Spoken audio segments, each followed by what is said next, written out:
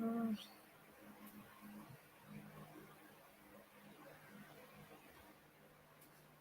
right.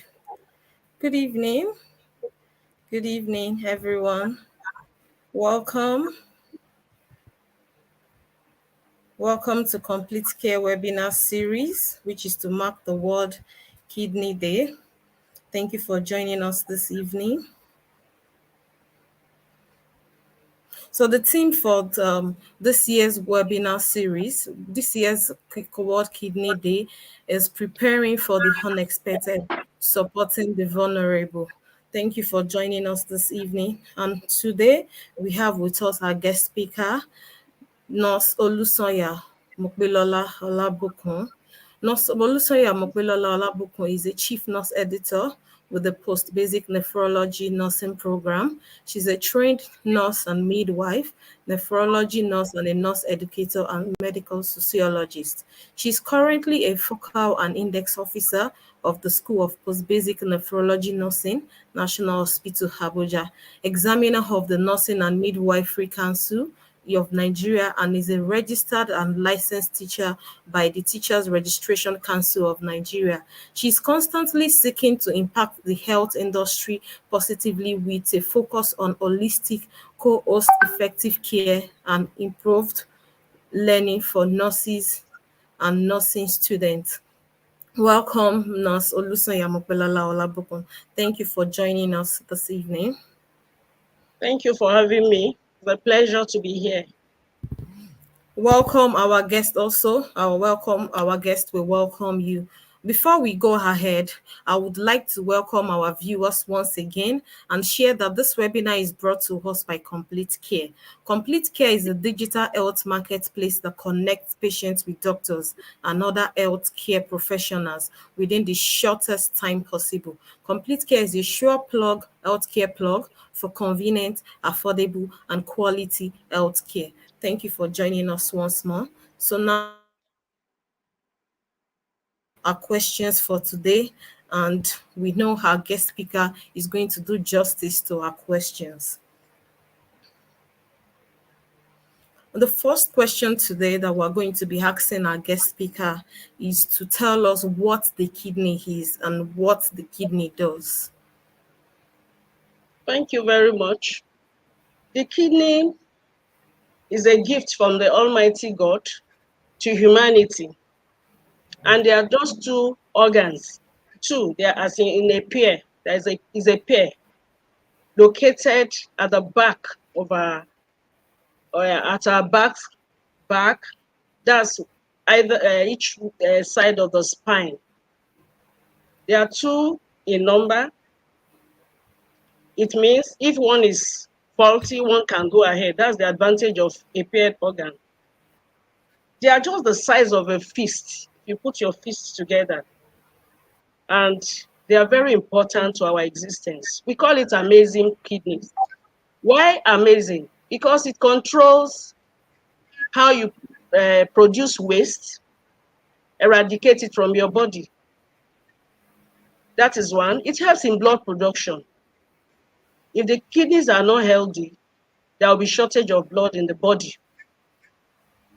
The kidneys help to give us strong bones because it activates vitamin D so that we can have strong bones.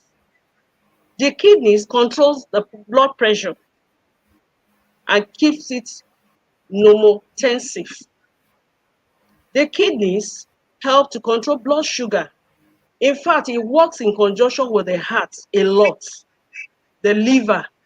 So it's a kind of organ that is multifaceted in function.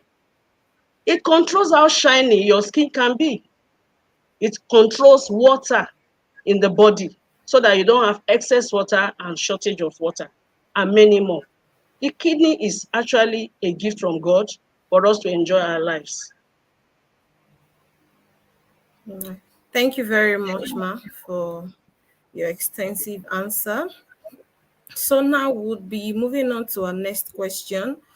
What causes kidney failure? We would like to know what causes kidney failure. Okay. Kidney failure doesn't just come like that, though in some instances you have it being hereditary, as it runs in some families. But most of the time, it could be avoidable causes. Like I said, if you take in enough water, the body can control it naturally. But when it's diseased, that is where the problem is. And what are the causes? Infection is a key cause. Infection to the body is something that the body does not like. And since the kidney is involved in elimination of whatever the body does not like, waste, toxins, impurities, then if there's infection and it attacks the kidney, you know that the kidney will not be able to function. And this is common in our environment because we don't dispose our waste correctly. At times there's shortage of water. At times people don't observe personal hygiene. So infection is a cause. And once it gets into the body and affect the kidney, it affects its function. Another reason is this: when there is consistent blood pressure, high blood pressure, it damages the kidney. The kidney controls the blood pressure, but once the blood pressure is high, it's a major problem, especially in this part of the world where people consume a lot of salt. Another thing is blood sugar. Diabetes is another cause globally. We find out that the kidney does not like elevation in the blood sugar, as well as lipids, which we know as we call cholesterol. Once it's high, the kidney does not like it. It affects its function. Other causes can be the use of drugs, indiscriminate use of drugs, over-the-counter drugs, self-medication, use of herbal concoction, and supplements that are not recommended or that are not in line with recommended medication. This can damage the kidney over time. In our environment, you see people taking concoction, taking medication anyhow, overdose, misuse of drugs. And at the end, the kidney get this shock from time to time, and it gets to a time it cannot tolerate. Then you have what we call acute failure. And before you know it can go on to be chronic. So kidneys hate all this, and that is why we have to take care of our kidneys. All right. Thank you very much, Ma. Thank you very much, Nurse. Thank you for the extensive answer to that. So we'll be moving on to our next question here, which says, so today is the 10th of March, which is to mark the World Kidney Day. We would like to know the significance of the World Kidney Day and the theme of this year's event. The World Kidney Day is usually observed second Thursday of March every year. It's an annual event and it's also a global event. And the theme of this year is Kidney Health for All, preparing for the unexpected and supporting the vulnerable. This topic is loaded. Why am I saying this? We are still in the post-COVID era. A lot of lessons we have learned from COVID, because during COVID, there was restricted movement. So our patients could not access care, and they're already vulnerable. And that is telling us that we need to wake up to the emerging trends of diseases globally. Ebola, Lassa fever in our environment, we know what it has done to our health system, which is already fragile. And you know what is happening now? Mass exodus of uh, professionals because of our economic situation. Everybody is moving out. The slogan, Japa. Not only that, we see a lot of economic hardship. The Naira redesign in our environment is not a joke. People cannot access care because they don't have money. And some will say, you must transfer before I can give you the care, because we are buying the consumables. NHIS is not covering so much for our patients. A lot of things are coming up worldwide, like the tornadoes, hurricane, landslide, earthquake, and or trying to put pressure on the already vulnerable patients. So we are trying to see, can we prepare for the unexpected by avoiding kidney disease in the first place? And secondly, what can we do to help our patients, knowing that they are already vulnerable, even without the unexpected? This is the reason why the theme of this year, and the prevalence of kidney disease is rising by the day, not only in Nigeria, not only in Africa, globally, because of our lifestyle, sedentary lifestyle. We eat junks. We don't eat good diets. We don't exercise. From air conditioned room to air conditioned car to air conditioned office. All these things has changed the trend of things over time. So that is the reason for this theme this year. All right. Thank you, Nurse Mopelola. Thank you for the extensive answer to the question. We would like to know what are the symptoms, or how would the person or someone know when they have kidney? What are the symptoms? What are the signs? What would you see? What would you be experiencing to make you aware, or to make you know that, oh, this might be what this is? This might be a kidney disease or a kidney problem. In this part of the world, once you are sick, all we know is malaria, is fever. Or some will believe that is one witchcraft. They stepped on something from the village. But no, when you have kidney disease, it will come in form of symptoms of exhaustion. Somebody is tired, you cannot cope with activities of daily living. As in, you want to bathe yourself, you want to walk to the shopping mall, you cannot. You are tired, you cannot cope. The bones can be weak. I told you the effect on the bones and the muscles. The skin will be itchy. And before you know, because there's shortage of blood, definitely the person will be tired and exhausted. And it borders on the heart, because once the blood is short, the heart that is pumping the blood will be incapacitated. So the person will have fever, malaise, generally feeling unwell. And at times, there will be increased urination. That is, you pass urine more often. And gradually it's in stages, because we have stages. The urine might decide to reduce. Not only that, there's lower appetite. The person just feel unwell. He doesn't want to eat. And you know, when you are not eating well, you're not sleeping well, the body system is compromised, and the person will be unwell. And because the person is not well, he cannot even concentrate. If he's a student, it's a problem concentrating. If he drives, he'll be tired and all that. Then vomiting can be there. Then when you test the urine, you see protein in the urine. There's something we call protein in the urine, and it shows that the kidney is faulty. Something is wrong with the kidney, and many more. Some will have blood in their urine, and some will have their blood pressure rising. Even children, the blood pressure will be as high as 200, over 120 for a child, which is too much. And a shortage of blood, like I said. So muscle cramps, as in pains in the legs, the person, because of all this, the person will feel very, very unwell.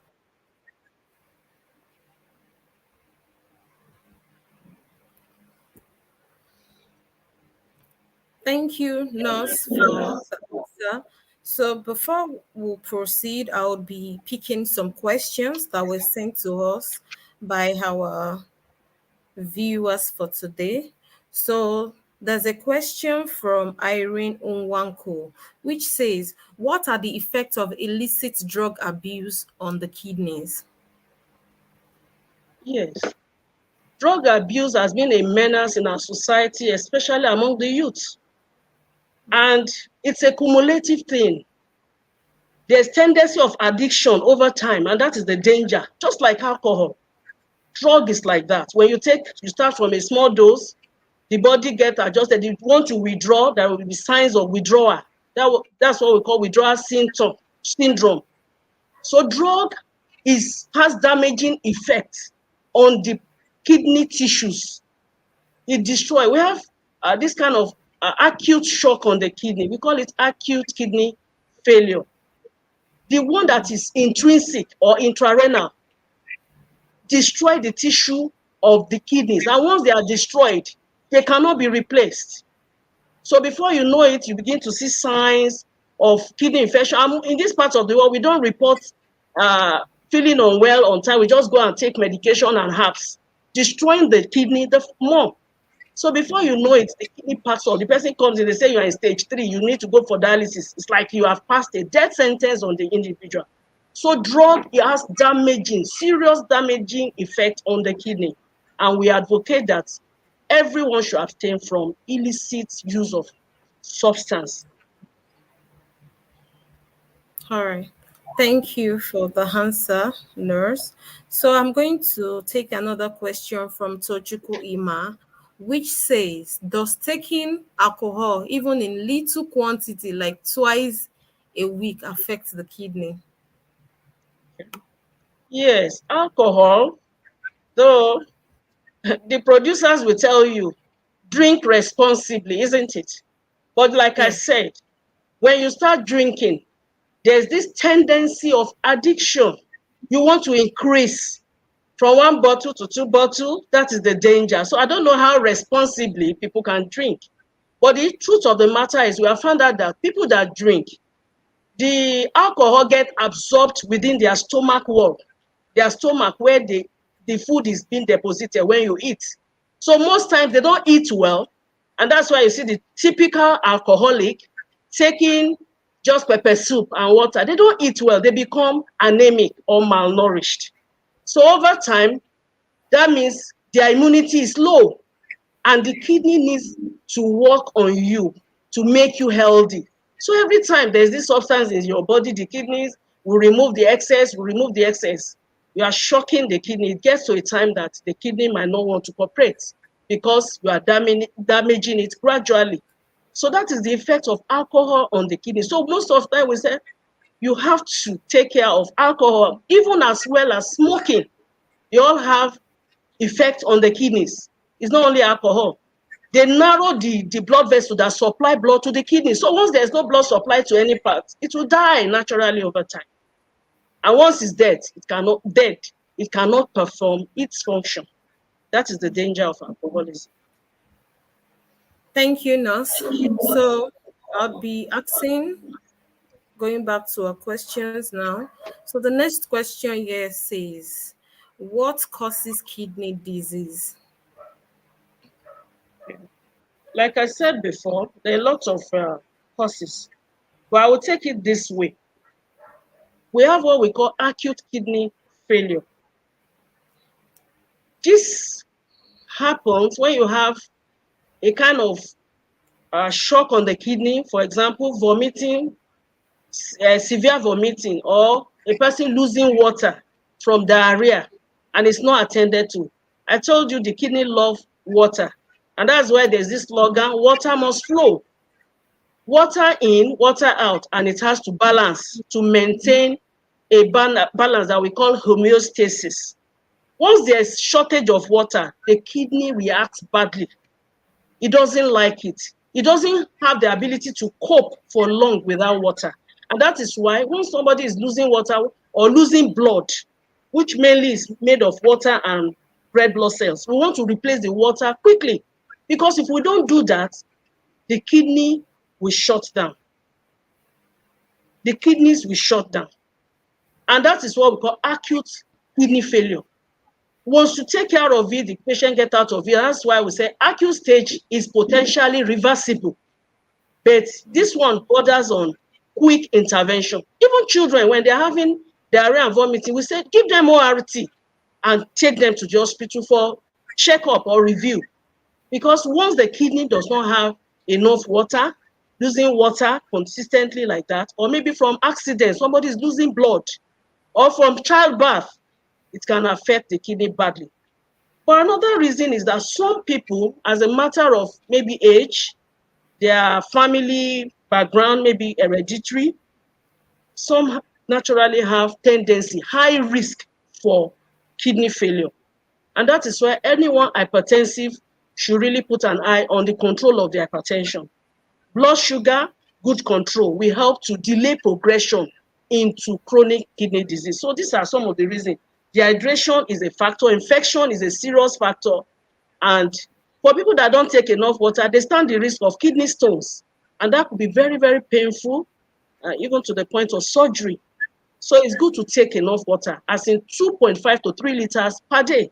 Now you can see how dry the weather is. People Yeah. easily get dehydrated. They go to queue in banks. Let's talk about situation. You queue in bank, like I queued in the bank today, and I came back exhausted. All I did was to be taking fluid. But some will not take. They will all go and take Coke or Fanta, all these colored drinks, sugary drinks. That's not healthy for the kidneys. So these are some of the things we have to look at. Thank you, Nance, for the answer. In essence, like you said, water must flow. There should be water, always be dehydrated. So now to our next questions, which says, what are the types? Do we have types of kidney disease? What are the types of kidney disease that we have? Okay, like I said, we have what we call acute kidney injury. And we have what we call pre-renal, as in there's loss of water, loss of blood, somebody is vomiting, is not taking enough water and all that. Then we have the ones that can be intrarenal, as in somebody is taking drug, like we said, damaging the kidney, or you are taking overdose, or you are misusing drug, and you are into, all this akape akapo, like my people will say. Just give me all the booster N, all the all these drugs, tramadol. They just consume all this. I've seen where a young man took cough syrup and poured these things inside and drank everything. I don't know how they tolerate it. It didn't start a day. It became an habit, and they are now addicted. So it will destroy the uh, kidney tissues. And then some can be as a result of obstruction. Like somebody that has enlarged prostate, especially our men that are older than 50, they can have enlarged prostate. And that enlargement can obstruct the flow of urine. And that's why some of them will go to toilet, they are trying to pass urine, they cannot. They will come back to the point that the urine will be so full, they have to rush to the hospital for a kind of catheter to be passed to relieve them of that pain, because the bladder is overextended, filled with urine. And some women too have cervical issue, maybe cancer or a growth, and it will obstruct urine. So all these things must be taken care of. That's what we call the post-renal type of acute kidney infection. And the chronic type, like I said, can come from hypertension that has not been controlled, but over time, blood sugar that has not been controlled, heart disease, or even hormonal problems. So all these things can cause kidney disease, and it can be the chronic type. And once it's the chronic type, then it's not reversible. That's a permanent damage on the kidney. Thank you, Nurse. So before we go ahead, I would like to welcome our viewers once more and share to them that this webinar is brought to you by Complete Care. Complete Care is a digital health marketplace that connects patients with doctors and other healthcare professionals within the shortest time possible. Complete Care is your sure health plug for convenient, affordable, and quality healthcare. And please, our viewers, if you have questions, you can drop them in the chat box so we can as well take your questions. So before we move on again, I would also like to take questions from our viewers. So this question says, what's from Bilo Romina says, what is the best approach to eliminating kidney stones? Okay. Thank you for that question. The best approach to prevent kidney stones is to take plenty of water. Let water flow freely. The kidney is seeing it, filtering your urine, and there's no deposit of any crystals within the lumen. That's the tube carrying the urine. They have tubes that carry it till it will get to the exterior and you will pass your urine. Once there's adequate intake of water, that's the first step. And if you notice pain at your back at any time and you are noticing pain on urination, you have to report to the hospital for a further check. But the best is to make sure you take adequate fluid. Adequate fluid. And if you have any diarrhea or vomiting, please make sure fluid is replaced as soon as possible if you cannot get to the hospital. Thank you, Nurse. So we'd like to ask, what dietary changes do one need to make during treatment or recovery? Okay. For diet, naturally we should eat well so that our bodies can be healthy. Balanced diet, as in all the classes of food, carbohydrates, protein, fat, especially unsaturated fat. Most people take a lot of saturated fat. What we need is unsaturated fat. That is low cholesterol, even our oil, very, very important. Vegetables, fruits, and a lot of water, vitamins, minerals, there should be in our diet in the right proportion. Whereas one is having kidney problem, at times they say reduce protein because I told you that protein will be in the urine. That means you are excreting protein. You don't want to put more pressure on the already malfunctioning kidneys. Kidney. So we say reduce protein. But as soon as there's recovery, for the ones that are recovering, they return to their normal diet. But for somebody that has a chronic kidney disease, most times we are very careful depending on the individual. But for those on dialysis, we allow them to eat well as much as they can tolerate. Since they come for regular dialysis, the machine will remove the extra. So it's very important that we stick to good diet. Another important thing with diet is low salt. A lot of us take a lot of salt in diet. And by the time you are tasting salt in your food, it means you are consuming salt. We should not add extra salt while we are eating. And we should not cook with extra salt, too much salt. We should be well controlled. And for those that are already having the disease, we encourage them to take low potassium diet, especially some vegetables or the manner they cook them, and even bananas. Banana is very high in potassium. So we have to. Then their fluid should be restricted because the more they take, especially with hot weather like this, they cannot afford to take too much fluid. It will be accumulated and there will be swelling. That's one of the signs I forgot to mention the other time. Swelling of Swelling. the legs because they are accumulating water that's supposed to go out. And you know, once you accumulate toxins in your body, there's something we call uremia. That means the blood is not clean. The person cannot be healthy.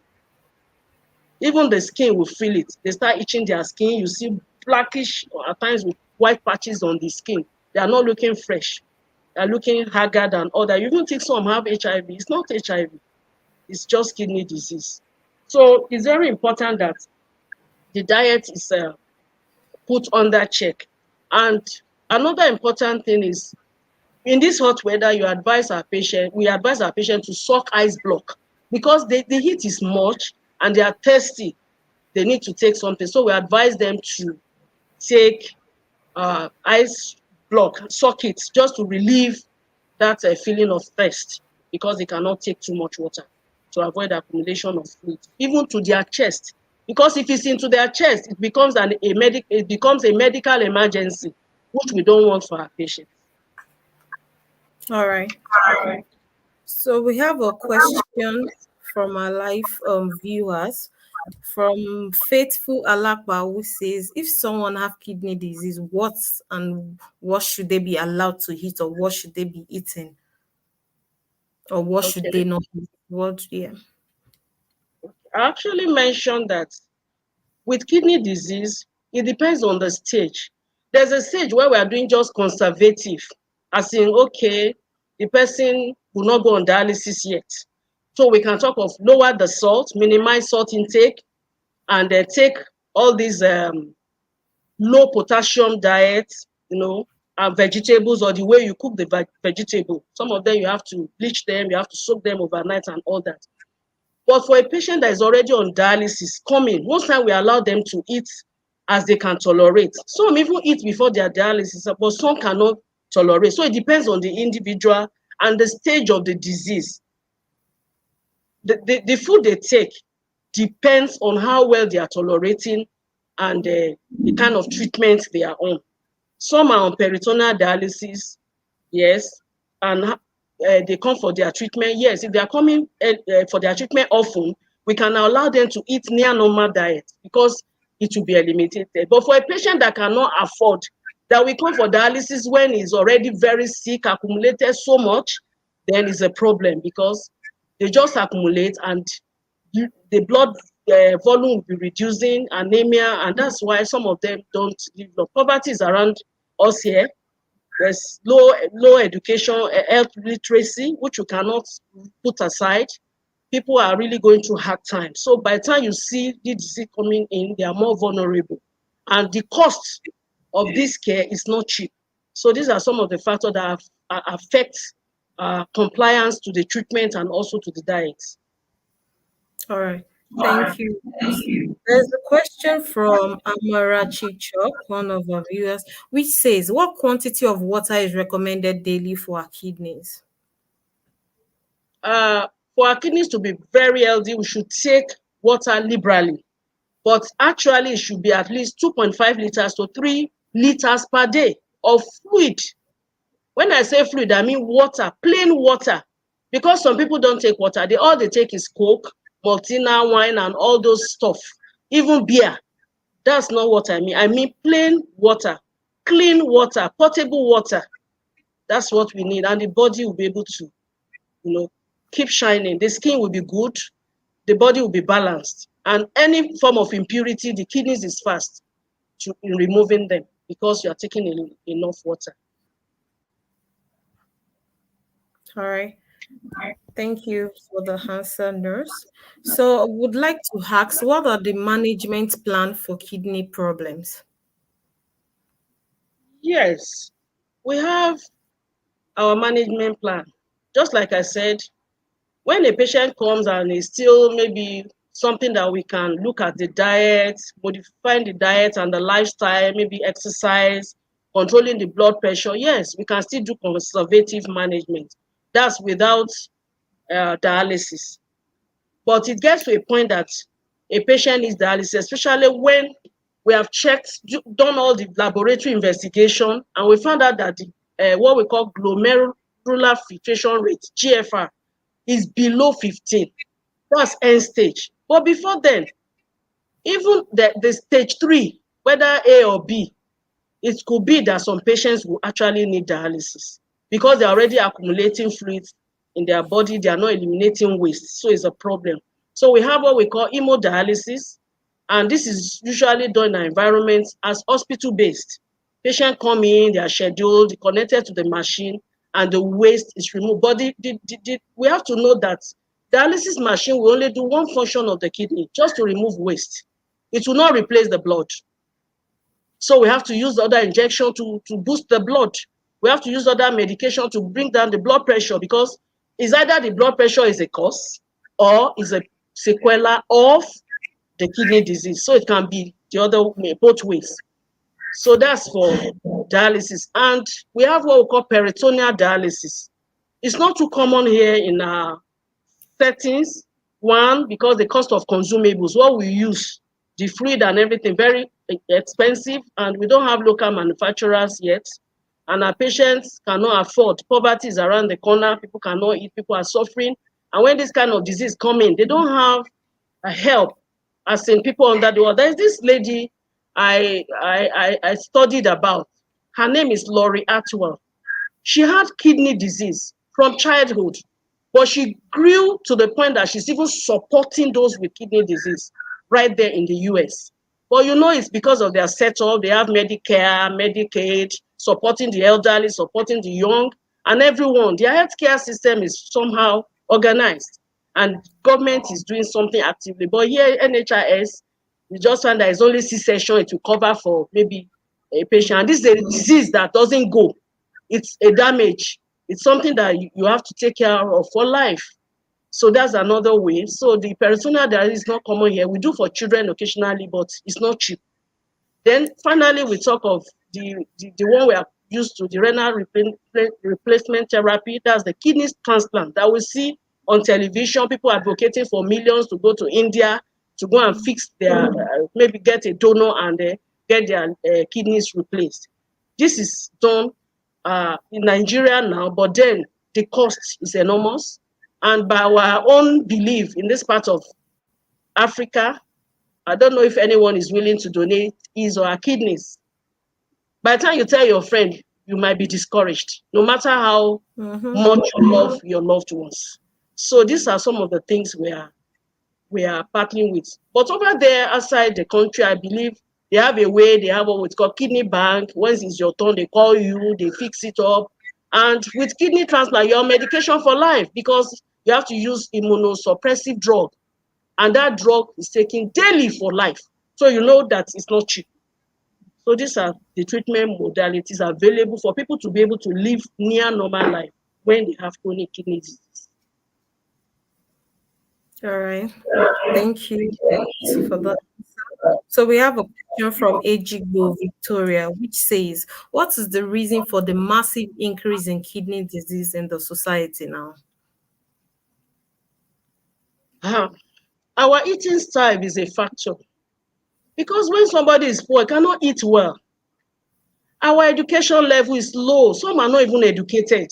When you say kidney disease, they say it's witch in the village. And they go ahead and take concoction to worsen the situation. So this is another factor. Presently, I told you of our sedentary nature of existence. We don't do exercise anymore. People add weight. By the time you check your weight and your height, that's the BMI, and it's above the usual, you know it's a problem. So sedentary life is a factor. The use of all these substance abuse, herbal preparation, supplement that have not been, verified to be safe for us by NAFDAC, and all these substance, that drugs that we have around us because people want to cut corners, corruption, people want cheap things because they are poor. A lot of factors because there are things that determine how healthy we'll be. We need to be educated, and that's part of what we are talking about here. We need to really know what to do, as in what is water doing in my body. Because the average human being, 60 to 70% of your body is water. So once you are losing water, it means you are dying. That's what it means. Water is something that is very critical. But when you talk of water, is it potable? Is it drinkable? When some people will go and bathe in the river, all they will have is schistosomiasis. And before you know, they are eliminating blood. Now, shortage of blood. Some will have worms. Children will have worms, shortage of blood. Before you know, it affects the kidney. Malaria untreated, they are going to just use paracetamol to suppress it. It's not properly treated, and they are not coming to the hospital. By the time they come, everything has gone out. The kidney is already tampered with. Diarrhea, vomiting, all those things. So our lifestyle is a factor. Education is a factor. Even our environment, the way we dispose our waste. By the time you see, I told you of infection. Even washing of your hands, personal hygiene is key because once the infection gets into the system, the body wants to eliminate it. And once it's overwhelming and it gets to the kidney, is a problem. Once it gets to the blood, it will get to the kidney because the kidney has its own blood supply, or shortage of blood for any reason is a factor. So these are some of the things where everywhere is just this and that. There's increase, there's rise in the number. Yeah. It's a burden. And yet, look at our health system. So it's better avoided than treated. It's better to prevent than to cure. Thank you for that extensive answer, nurse. So I would like to ask another question, which is from Neymar Emmanuel, and it says, "How does dialysis work?" Okay. Um, the essence of dialysis, I told you, is just a function of the kidney. So you see that the kidney is really amazing. All it does for us, free of charge. That's why we should value our kidneys. The machine, as big as you are seeing, is just doing one function, to remove waste. And before the machine can work, it has to be put in place. You need what we call dialyzer, and the water system. It has a water system that must go with it to ensure that there's removal of waste. So what it does is we connect a catheter to the patient, no blood, and then the blood runs through the dialyzer, and waste is being removed, and the clean blood returns to the patient. We do most times for 4 hours for adult patients, maybe 3 hours for, if there's no other reason to terminate, for children. And the ideal thing is to come 3 times a week So you now see if it's 10,000 you are paying, which I know it's more than that. That's 30,000, for example, in a week. Then you still do other things, the drugs, the medication for the blood, and all other things you need to do to keep fit. So that's how it works. Because naturally, when we eat or we take medication, the byproduct goes out because of what the kidney does. We just go in convenience at any time, isn't it? But for these our patient, no. Some of them don't even pass urine again, some very little. And that's why you see them bloated. They are swelling up because they're always Mm. accumulating this thing on them. So that's how the dialysis machine works. They come for schedule. It's like you clean them up, they go, they start restricting on this diet, on this fluid, come back again like three times minimum in a week will do. But most of our patients cannot afford. So they come once, some come once a month, and you know what that means. So that's how the dialysis works. Then if it's the peritoneal dialysis, you have a catheter inserted to the tummy. So the tummy serves as the barrier for exchange. And then the person does that. In advanced work, some people have it, they go about with it. They can afford to get the machine, the automated type, and they go about with it and take care of themselves. But this part of the world, I told you, the PD, the peritoneal dialysis is not really much with us, although we still have it around. Thank you, nurse, for that. So we have a question from Hadeze, which says, is there a permanent medication or permanent drug or permanent solution to kidney disease? Is there a permanent solution for it, or a permanent drug or permanent cure for kidney disease? I will say no. It's not just like when a person has hypertension, it cannot be cured. It can only be controlled. For a patient that has kidney disease, it will be coming for dialysis. It's a continuous exercise because he must eliminate waste as long as he eats. And the only thing that can be a bit permanent is the kidney transplantation. And this kidney transplantation has its own side effect too. It's a surgery. You remove the dysfunctional kidney and replace it with the donated kidney. A lot of things go into it. You have to check the kidneys, the donors, are they fit to donate? And then we want to make sure that the kidney donated, transplanted in the patient is not rejected. And that's why you go for immunosuppression for life. So you see, it's not a permanent cure. There's no permanent cure. And most of the time for our patients that have transplants, at times you face issue of rejection for one reason or the other, infection, one thing or the other, or they can't afford the immunosuppression. So it's not a permanent cure, and that's why we're advocating for prevention that is always better than cure.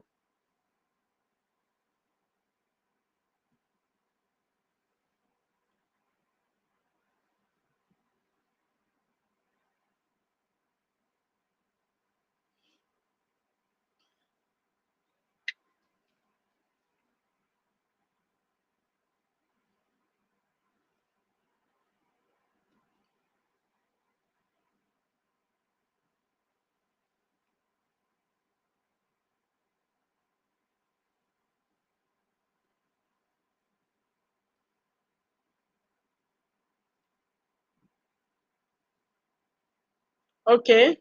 So what we are trying to say is this. We are trying to prepare for the unexpected. We know that everyone stands a risk of kidney disease, but some have higher risk of having kidney disease. All we are saying is let every one of us, all stakeholders, patients, family, individuals, children, adults, take care of their health in times of good nutrition. And at times, we find out that the unexpected can happen. But then how do we go about it? Once you notice a change in your body, you don't understand, go to the hospital for checkup. Go to the hospital for checkup. It will help because early diagnosis will aid treatment than late diagnosis when nothing much can be done. At times, we tend to look at our health system, especially the tertiary system, as if they can do magic. If we present early, diagnosis can be made and treatment can be prompt treatment can be given. But when we don't come and we're trying to take care of ourselves the best way we know through all these other means, concoction, or some will say green water, all those stuff. I know God can still perform miracles, but it's good to take care of our health so that we prepare our hearts to take care of the unexpected when it comes. For example, a woman that went for delivery, she never anticipated that she would bleed so much. Along the line, serious bleeding started, and thank God for the medical people. We know that that is a point where the kidney can be insulted. Fluid replacement, blood replacement done. Then we go ahead and take care of these things so that the kidneys will be catered for. Will not have this shock continuously on that kidney. And proper follow-up will help. Some we tell them to come for follow-up, they don't want to come. And they are lost to follow up. And at the end, they are battling with chronic kidney disease after a few years. So these are some of the things we don't want. And we are saying we should all prepare to avoid the unexpected. Then, the diet that can prevent cancer. All we are saying is let's eat more of food that is balanced. Carbohydrate, not just eating carbohydrate, balance it with um, vegetables, fruits that will make you fresh. Drink a lot of water. Avoid constipation because if you take food that doesn't have enough fiber, you tend to develop constipation and you strain while you pass through, which can injure your anus physically and you begin to, strain and have pains. So these are some of the things that we should avoid. Cancer is all over the place, but then it can be avoided by eating good diet. Avoid smoking because smokers are liable to die young, but yet we still have it all over us. And all this substance abuse is terrible. Cancer of the kidney can occur if we don't take care of ourselves. Then when we talk about bleaching, yes, especially for the female folk, we tend to like to be bright. You are dark, you don't appreciate that you are dark. You want to be bright. So you go ahead and buy expensive cream, soap, and apply on your skin. Let me tell you that your skin has pores, whereby if you apply some maybe cream that maybe doctor recommended for you, the skin has a way of absorbing them and it go into your bloodstream.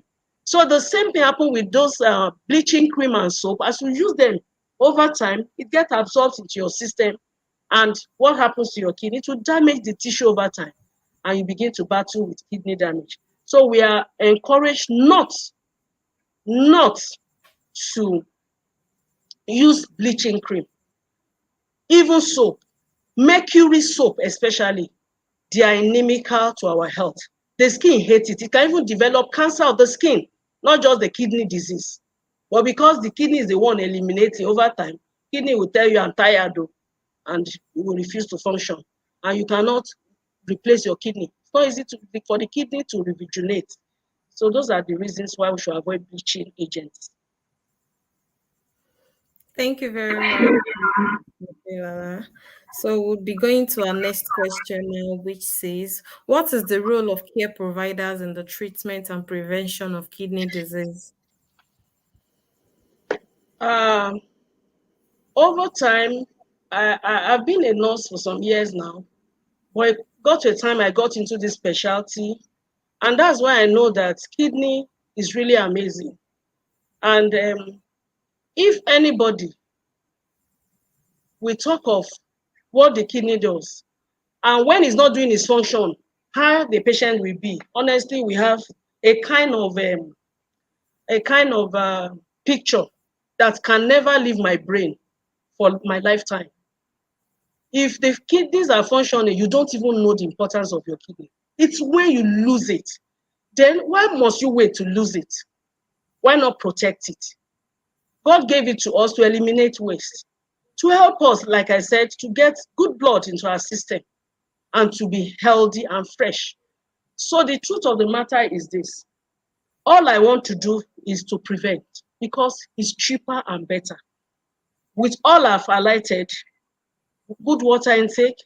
If you are sick, you should know what to do as first aid. Fluid replacement is key for mothers with children. Give them water, not the drink. Though you can give a little, but know that a child is taking juice all the time and you are allowing the child. Please work with their teachers to ensure they take adequate fluids. We are talking from experience because we've done all this advocacy screening to schools, to churches, we've given talks, we've screened people, even adults. Some are just busy with their business in their garage. We say, come, you see their blood pressure. When did you check? They are looking at you. We need to know our numbers. Your blood pressure, your blood sugar, even not just age 40, everybody should be conscious of their health. And yesterday was the World Kidney Day. I was at the pediatric outpatient. Personally, I gave a talk there with my students, and we're talking to mothers. And thank God they were very, very interested and were able to pass our message. We sang for them, and it was a nice experience. But what am I trying to say? We told them, give your children plain water. Encourage them to drink water. I know of people that set alarm because they are very busy to drink water. Yes, that's your health. It's your life. I told you your body is mainly water. And once you have water, those free radicals, they will not have a place in you. That makes you weak and you are not functioning maximally. So we need water. Children need water. Adults need water. Even the aged, we should all drink enough water. Not only that, whatever we are consuming in terms of food, we should be mindful. It has to be balanced. I know poverty is around the corner, but then we're advocating for people to stop looking for employment. Create employment for yourself. Think innovatively and save yourself in the present generation so that you can have good food on your table. There's nothing you can do against good diet. We just have to eat well, to grow well, to live well, and to be healthy and strong. So all these things, then salt intake, like I said, all those things we have to control that. And we discuss another important thing I want to talk of is good time management. What do I mean? If I don't manage my time, I get stressed up. I might not be able to achieve more. I'll be worked up, and at the end, I can't sleep well. I told you, once these things are in disarray in the body, we cannot be healthy. So we just have to balance our lives, good sleep, good rest, go for your medical checkup, and this is all we preach. But for our patients, they're already patient, they are vulnerable. And with the present trend of the pattern of diseases, emerging diseases world over, with all this unexpected that we are seeing, you just see like what happened over there in Syria. Look at how people were, stranded, people were injured, people died, and before you come, they are bleeding. This is where acute kidney injury comes from. So we are trying to say, okay, in the midst of this, how do we help the people that are already vulnerable by poverty, by poor literacy, by low socioeconomic status, a lot of things around us. All we want to do is, okay, support them. How do we support them? The government can come in to support. We can't do it alone. They are a stakeholder in this to help our patient. Like I said, the issue of Laurie Hartwell, she has support from our government, and she was able to live her life joyfully and also help those that are having the kidney disease. So the government has a role. Health professionals, like in Nigeria, it's recently that we're having, it's a new specialty in Nigeria, and I'm not sure we're up to 1,000 yet. And look at the population. Not to talk of the nephrologists, who are the doctors. How many are they? So we want to avoid this. But then we need to support them. Our Ministry of Health should do something meaningful for this patient, not just HIV. People are dying from kidney disease. They need support. It's not that they have kidney disease, they just have to be left to die. We can advocate for them, even to the National Assembly. They need help. I remember when I was a student in this very specialty, I was in the State House Medical Center for my posting. And then the late Yaradua kept some machine there to help patients. We personally put in our funds to help patients do investigations so that we can manage them effectively. So it's not something that you want to make money from your patient. You want to help them. I once had a teenager from Kaduna that comes personally to say I should I'm the only one that should dialyze him.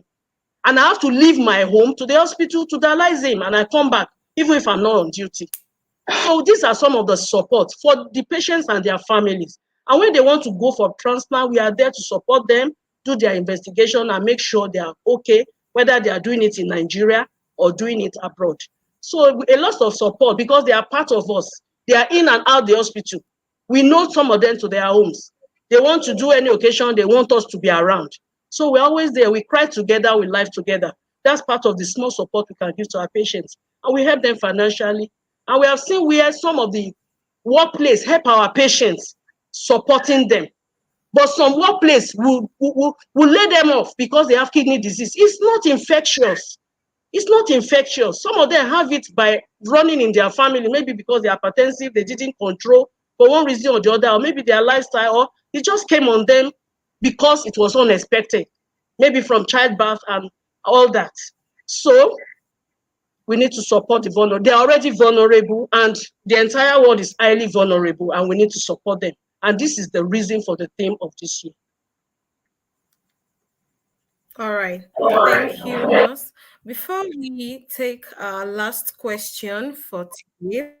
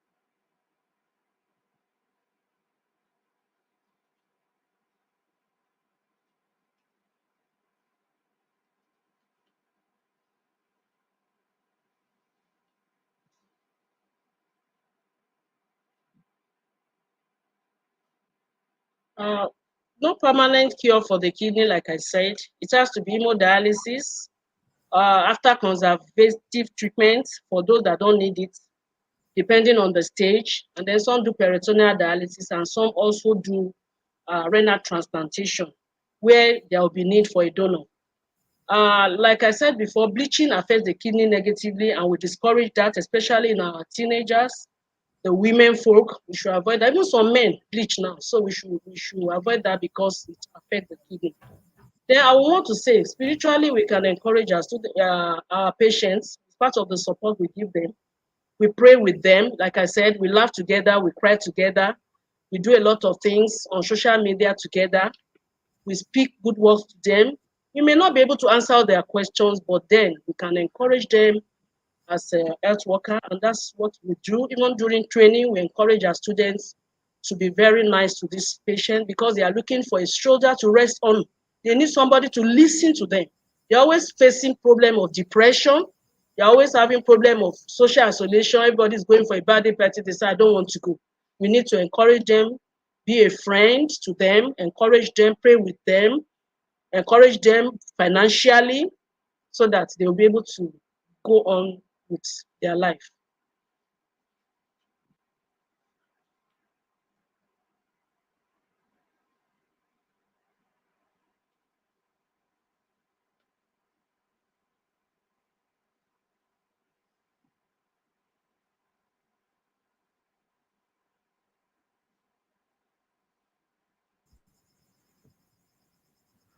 all right. Thank you so much. course, Bilola, for this beautiful and educative session this evening. We would like to share that this webinar is brought to us once again by Complete Care. Complete Care is a digital health marketplace that connects patients and doctors and other healthcare professionals within the shortest time possible. Complete Care is your sure and of for healthcare plug for convenient, affordable, and quality healthcare. You can go visit our website www.completecare for further information. Thank you, Nurse Mopilola, for this beautiful session once more. Thank you for joining us this evening. Thank you, our viewers, for joining us this evening. We do hope that you've gained so much from this educative um, webinar series this evening. And most importantly, like Nurse keeps saying, let the water flow. Please let us keep taking water. I know taking water is not convenient for some people, but please make it a duty to take as much water as you can. Please, like she said, at least 2.5 liters of water to manage our kidney well daily. Prevention is better than cure. Please, it is cheaper to prevent these kidney diseases than to treat them. Take enough water always, and let's keep a good lifestyle and good hygiene to keep ourselves safe and to always be on the safe side. Thank you very much. And to round up this session, finally, what advice would you like to give us, Ma? What advice would you like to give to young people and even old people? Because I know kidney disease is not limited by age to old or to young. What advice would you like to give us, Ma? On a final note, I want to say the children from pregnant women, they should do good antenatal care because some are actually at risk because of pregnancy. So good antenatal care is key to reduce the risk and to take care of our women in pregnancy so that we can prepare for the unexpected. Another one is this. For the younger ones growing, we should take care of them, deworm them, take care of their malaria issue by preventing mosquito bites, anything that could cause anemia, vomiting, and shortage of blood and water, infection. Teach them hand hygiene. It's not only COVID. We need to wash our hands. Children can be trained to wash their hands. I have a daughter here. She's always washing her hands because she sees us washing our hands. So it's very important. Toilet hygiene and all that should be taught to children. Even the schools, with partnership with teachers. Then our adolescents, as they're growing, we should say no to drugs. We should be very innovative and use the strength of our youth to create employment and innovation for ourselves so that we don't suffer as we grow. We can't depend on government alone. And for the one aging, please know your numbers. Take care of your blood pressure, your blood sugar, your lipid profile. Take care of yourself. And for the elderly, please give them food little at a time. Encourage them to do exercise. Encourage them to eat well. And when they need to be reviewed by doctors, please let them have their checks. They are entitled to that, even as senior citizens. So it's cut across all of us. Even as health workers, let's take care of our health. As we're taking care of our patient, let's take care of our health. And at the end of the day, we all smile and we want the burden of kidney disease to be reduced so that we can use our money for other good things, not just treating kidney disease. And for those that are already in it, we need to support them. The family should support them. Health workers should support them. Our clergy, whether Muslim or Christian religion, we should support them. They need our support. They need encouragement. They need financial support. They need emotional support. It's not contagious. We should be there for them so that they have a shoulder to lean on. And this is my advice. Thank you for having me. Thank you. Yes, thank you for joining us. Thank you, our viewers, for joining us. And please, let's remember, let the water flow. Let the water flow always. This season, let's take enough water always and let the water flow. Thank you for joining us once more, our viewers. Thank you for joining us this evening, Nurse. We're glad to have you. Thank you and have a good night's rest. All right. Bye.